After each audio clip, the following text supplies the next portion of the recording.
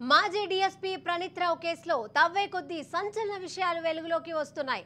ప్రణీత్ వెనకాల మీడియా సంస్థ యజమాని ఉన్నట్లుగా పోలీసులు పలు అనుమానాలు వ్యక్తం చేస్తున్నారు. మీడియా సంస్థ ఇచ్చిన నంబర్లను ట్యాప్ చేసి గుర్తించారు.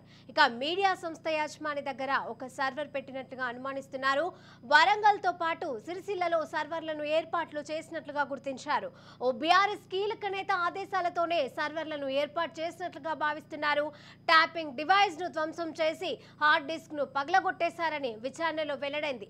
ప్రణీత్ అడవిలో పడేసిన హార్డ్ డిస్కుల స్వాధీనం చేసుకునేందుకు పోలీసులు విశ్వ ప్రయత్నాలు చేస్తున్నారు.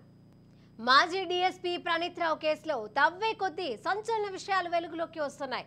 ప్రణీత్ వెనకాల ఓ మీడియా సంస్థ యజమాని ఉన్నట్లుగా పోలీసులు పలు అనుమానాలు వ్యక్తం చేస్తున్నారు. మీడియా సంస్థ ఇచ్చిన నంబర్లను ట్యాప్ చేసినట్లుగా గుర్తించారు. ఇక మీడియా సంస్థ యజమాని దగ్గర ఒక సర్వర్ పెట్టినట్లుగా అనుమానిస్తున్నారు. వరంగల్తో పాటు సిరిసిల్లలోనూ సర్వర్లను ఏర్పాట్లు చేసినట్లుగా గుర్తించారు.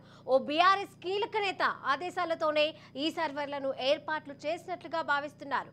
ట్యాపింగ్ డివైస్ ను ధ్వంసం చేసి హార్డ్ డిస్క్ ను అడవిలో పడేసినట్లుగా గుర్తించారు. ఆ అడవిలో పడేసిన హార్డ్ డిస్క్లను స్వాధీనం చేసుకునేందుకే పోలీసులు విశ్వ ప్రయత్నాలు చేస్తున్నారు. ఇదే అంశానికి సంబంధించి మరిన్ని అప్డేట్స్ మా క్రైమ్ బ్యూరో చీఫ్ ఇన్నారెడ్డి అందజేస్తారు. ఇన్నారెడ్డి, శిరీష, మనం గమనించవచ్చు మాజీ డీఎస్పీ ప్రణీత్ రావు కేసులో ఈ రోజు అంటే 3వ రోజు విచారణ కొనసాగుతా ఉంది. దీనికి సంబంధించి ఒక కీలకమైన విషయం కూడా జరుగుతుంది. కీలకమైన అంశాలు కూడా బయటకు వచ్చాయి. దీంట్లో మనం గమనిస్తే ఈ ఫోన్ ట్యాపింగ్ వ్యవహారం సహకరించిన ఇద్దరు సీఐలు కూడా అదుపులో తీసుకున్నారు. ఇద్దరు కూడా వరంగల్ జిల్లాలో పనిచేస్తున్నట్టు తెలుస్తా ఉంది.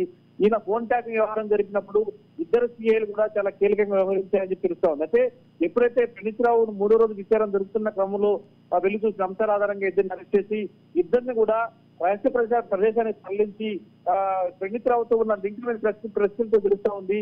తర్వాత అంటే అధికారంలో ఉండి అధికార దుర్వినియోగానికి పాల్పడుతూనే బీఆర్ఎస్ నాయకులు ఏ రకంగా సపోర్ట్ చేశారు, ప్రణీత్ రావుకు వీళ్ళు ఎలాంటి సహకారం అందించారు దాని మీద ప్రస్తుతం రహస్యంగా వాళ్ళు విచారణ జరుగుతా ఉంది. వీళ్ళ విచారణలో ఇంకా చాలా మంది అధికారుల వ్యవహారం అవకాశం కనిపిస్తా ఉంది. తర్వాత ఈ ఇద్దరు సీఎలకు కూడా కొంతమంది బీఆర్ఎస్ నాయకులు ప్రత్యక్షంగా వాళ్ళకు సహకరించే కాకుండా ఇన్స్ట్రక్షన్ ఇచ్చారు. ఆ ఇన్స్ట్రక్షన్ ఆధారంగా కూడా ఇద్దరు సీఐలు ఫాలో అయ్యారని తెలుస్తుంది. మొత్తం మీద ఇద్దరు సీఐలు సంబంధించిన వ్యవహారం ప్రస్తుతం సీక్రెట్ గా ఇన్వెస్టిగేషన్ జరుగుతుంది. ఖచ్చితంగా వీళ్ళిద్దరు సమాచారంతో మరికొన్ని అరెస్టులు జరిగే అవకాశం తెలుస్తా ఉంది. Sirisha, right, thank you Inna Reddy.